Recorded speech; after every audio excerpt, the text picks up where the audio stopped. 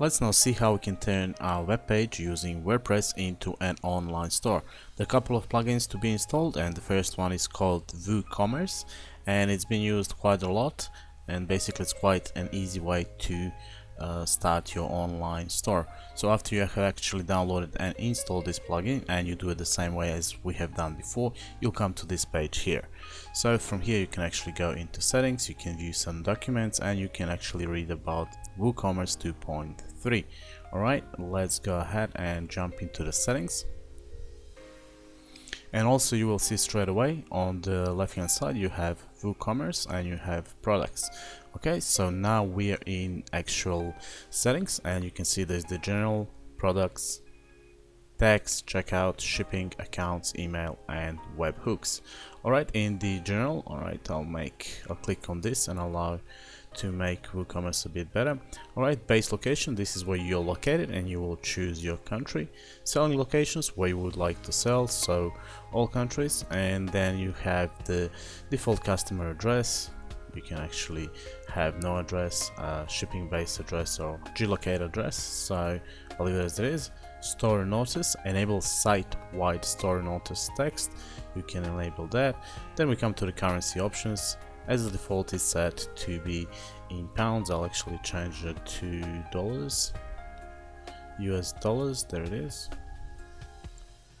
Currency position on the left hand side, so where the sign is going to appear, so at the left, thousand separated, decimal separated, number of decimals. Alright, I'll hit on save changes, and that actually saves all the general settings. Alright, so let's go into the products now, and here you have a couple of options. Basically, what do you want kilograms to be your weight unit, the dimensions, you can go into centimeters, meters, millimeters, and whatnot. And then there's some settings for the reviews, so this is regarding the product's rating. Enable rating on reviews.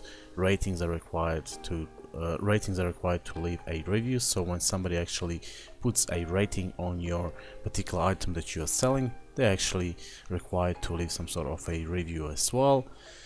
Second last option here is show verified owner label for customer reviews, and only allow reviews from the verified owners. I'll actually hit on that and hit on save changes. The next step here is text, but before we actually go into text, we'll have a look at the options available here as well. So we'll have a look at the display. So we are under products, and we are now into the display shop page. You can choose which page you would like, and as soon as you actually installed WooCommerce, it's going to create a couple of pages. So the first page is going to be shop, sample page, shop, which is the chosen one, your cart, checkout, and my account. Okay, so I'll leave it as shop page shop, show page display. You can actually go show products, show categories and subcategories, and show both. The default category display is show products. Default product sorting is how you would like your products to be sorted, so I'll leave it as the default. Add to cart behavior, so what happens when you actually add an item to your cart, so something that you like to buy, and actually you can go and redirect to the cart page after successful addition, and enable Ajax add cart buttons on archives. Alright, then we come to the product images, and there's some settings here that you can actually go ahead and change regarding your product images. Alright, I'll hit on save changes.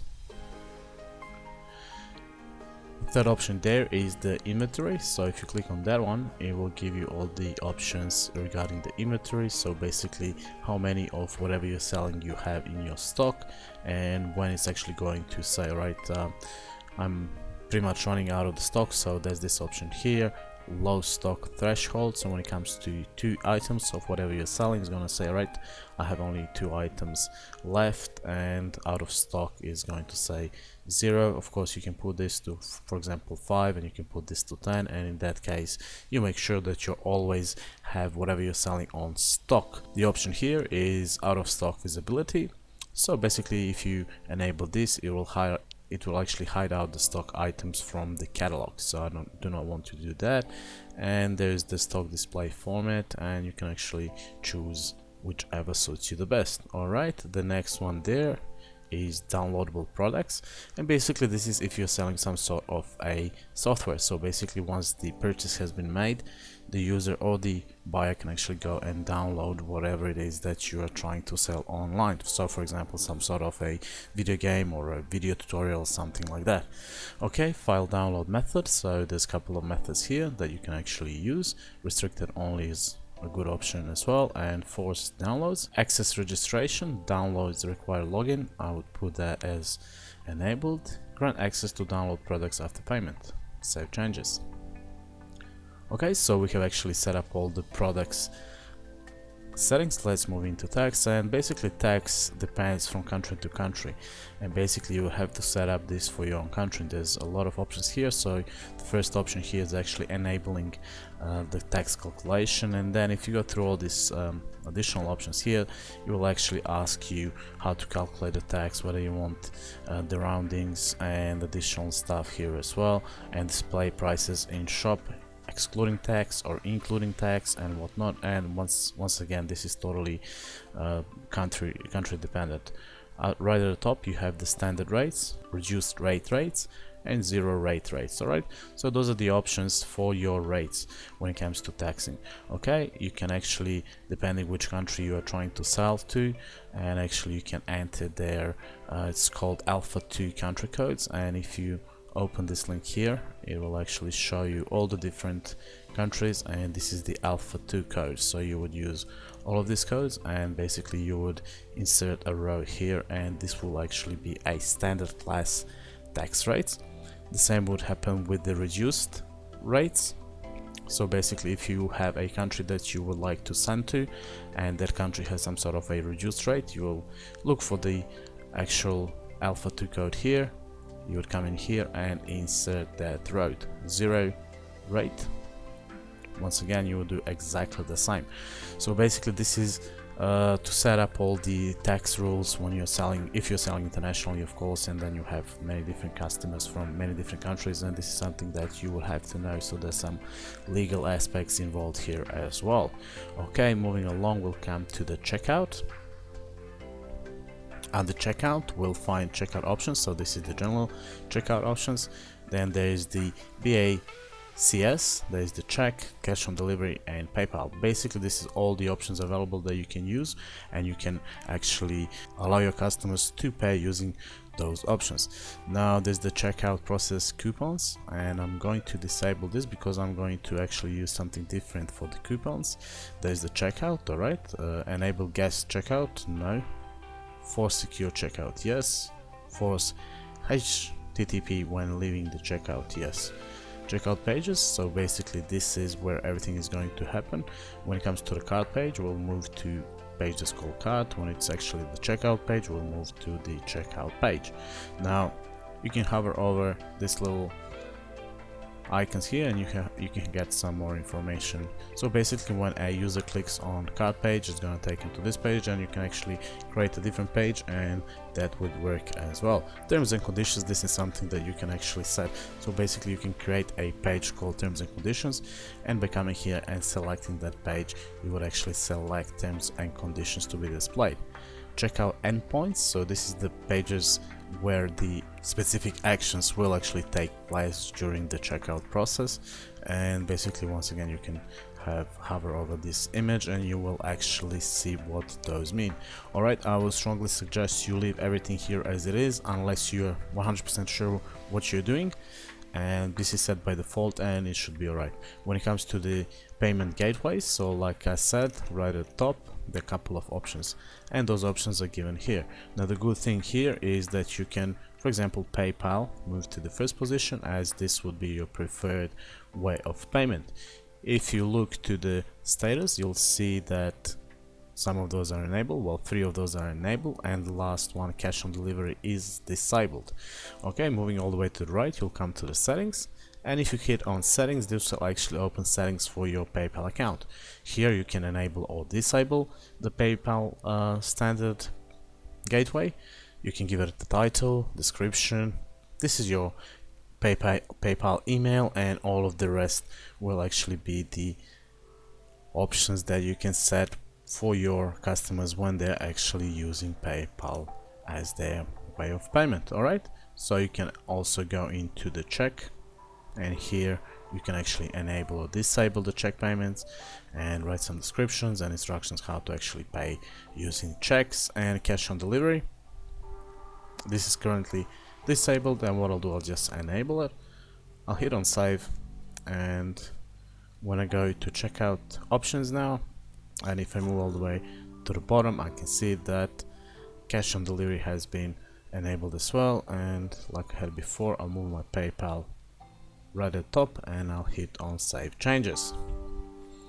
Alright, so that's with the checkout. So the way your customers will actually pay for the items they buy from your site. Moving into shipping, you'll find all the information about the shipping. So here you can set the flat rate shipping, free shipping, international delivery, local delivery, and local pickup. Here are some general settings, and if you move all the way to the bottom, you'll actually find the default setting, which is set by default to automatic. And basically you can choose, for example, international delivery if you know that your customers are going to be from different countries than yours, and free shipping. Okay, so status, the only enabled one is free shipping, and you will go about setting these options here exactly the same as you did with checkout options. So all the way to the right you'll find settings, and for example for flat rate you would hit on settings, and this will now open the flat rate options. Here you will enable it if you wanted to. You'll give it some title and some availability, and the tax, whether it's taxable or non-taxable, cost per order, you would put some information here, and then add everything as you wish for that particular country. Okay, so we have shipping orders. Let's go back to the shipping orders. So those are the general shipping orders. Shipping calculations, so basically this is when for example a person buys a t-shirt from your store, for example for $10, and they would actually get the shipping information and the shipping cost for their particular country as well. So the total price would maybe be, you know, $10 for the t-shirt and $5 for the actual delivery. So this is enabling that calculations. Enable the shipping calculator on the cart page, yes. Hide shipping cost until an address is entered. I would actually enable that as well. Now there's the shipping display method, whether or not you want the radio buttons to be displayed, or maybe you want the drop down menu. This is totally up to you. Shipping destination to the billing address. So basically whoever pays for this is who is going to receive the package, the item, or you can actually choose the other two options there as well. Now there's some restrictions, so if you do not want to ship to all countries, you would actually come down here and maybe go ship to all countries, or actually specify countries that you would ship only to. Okay, and you can actually find locations you sell to. Alright, so that's about shipping. Then we can go into accounts. In the accounts tab you'll actually find first of all my account page. So once again, if you choose to have a different page that's gonna hold the accounts information, you can create a page like we done before, and that page will be displayed here, and you would actually select that particular page. Alright, there is the my account endpoints. Once again, I would strongly recommend you leave this as it is. Basically this is the endpoint where the user will actually go to in order to, for example, you know, change their passwords, so lost passwords, or to edit their address, or to edit their accounts and view orders and whatnot. Registration options, enable registration on the checkout, yes. Enable registration on the my account page, I would enable that one as well. Display returning customers login reminder checkout. So basically when they are trying to log in and they actually logged into that page before, instead of actually having to type everything, they can just hit on the little button and they will actually save their email address and their username and password, so they do not have to enter it again. Account creation, automatically generate username from the customer email. Well, I guess you can leave that as enabled or disabled, this is totally up to you. And automatically generate custom password. Okay, I'll hit on save changes. And basically this is all to do with the accounts. Moving to the email tab, you'll find a lot of options here actually regarding the emails that you send to your customers. So right at the top we have a new order. So basically when a customer orders something, there is a particular email format that you can use here to send your customers an email informing them when the order has been cancelled, when the order is actually in the proceeding stages, when the order has completed, customer invoice, customer note, reset password, and new account. So basically you can go through all of these options here, and email options are given here. So email template, you can use the header image if you would like, you know, the footer text, the colors, and all that. So when there's a new order, you'll have to set up your email details here, and there's some code here as well. So basically this will enter some information straight from your site, and the order number here as well.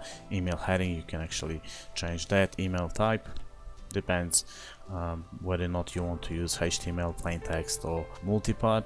Alright, so cancellation order. So when an order has been cancelled, you will send that information to the customer using the email, and basically you would enable or disable this as well. So basically those are notifications to your customers, so whoever is trying to purchase something. Or basically if you look at the last two options, this one here is actually reset password. So basically when a user has forgotten his or her password, they would actually receive an email once they actually try to reset the password. So this is something that's you probably done a lot of times, and basically there is the new account email as well. So when a new user registers, they will receive some sort of a email. Okay, so this is all about the emails. And now if we look into the webhooks, you can actually come here, and by clicking on add webhook, you would add a new webhook to your online store. Okay, so let's have a look at the main menu here. So we have the WooCommerce, we have the orders, we have the coupons, the reports, settings, which we're currently in, we have the system status, and the add-ons. Also the next option there just below is the products. And the products, what we have is add product, add category, tags, shipping classes, and attributes.